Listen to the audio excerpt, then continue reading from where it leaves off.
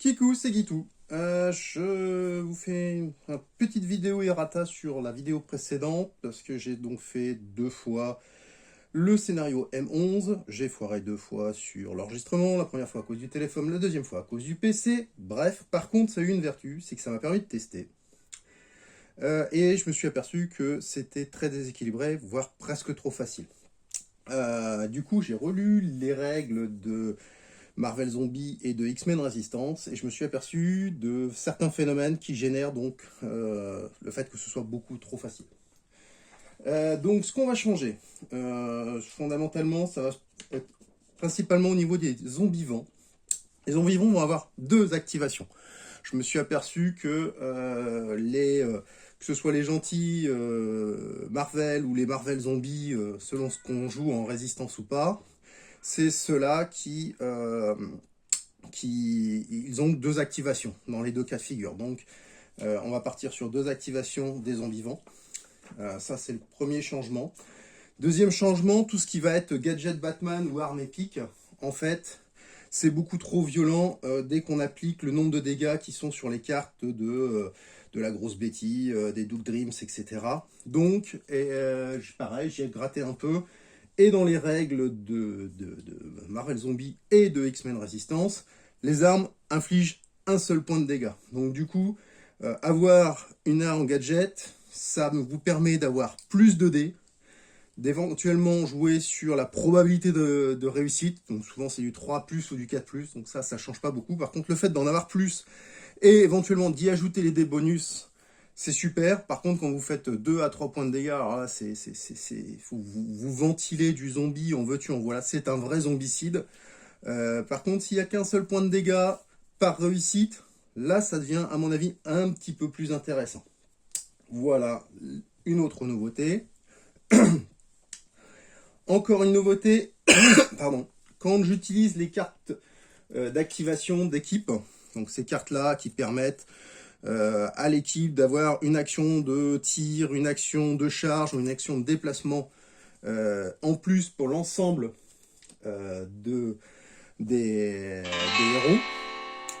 Ce que l'on va réaliser, c'est que on va utiliser les dés bonus. Donc la personne qui a la carte, comme par exemple là en avant, pour utiliser cette carte, j'utilise mes dés bonus, qu'ils soient 1, 2, 3 ou 4, parce que j'ai pas encore été beaucoup plus loin, je me rends pas compte. Par contre, je suis pas allé suffisamment loin pour savoir si ça faisait sens de dire une carte C2, une carte C3, je ne sais pas. Donc par défaut, je pars du principe que je suis obligé d'utiliser mes cartes bonus, mes cartes d'action d'équipe, en utilisant mes dés bonus, ce qui veut dire que quand je suis à 1,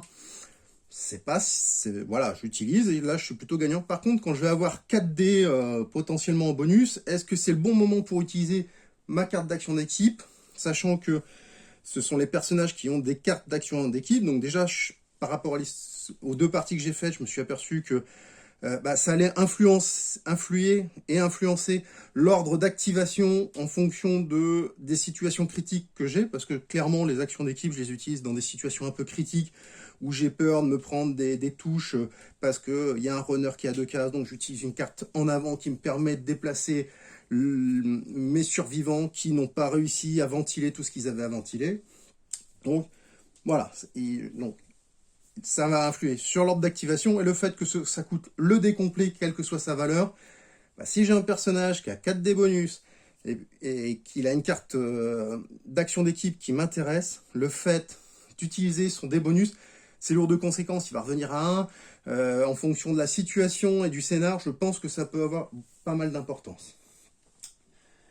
Dernière modification, et pas des moindres, parce qu'en relisant les règles, je me suis aperçu d'une chose importante qui n'est pas nécessairement présente dans les autres zombicides, c'est qu'il y a un ordre de priorité à distance et en mêlée, et que cet ordre de priorité n'est pas du tout sur la même philosophie que les autres.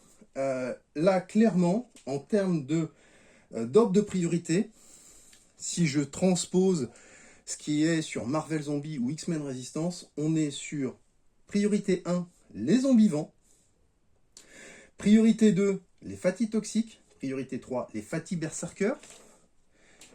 En 4, j'ai zombie, walker toxique et walker berserker. Après, je passe au runner toxique, runner berserker et abomination toxique et abomination berserker.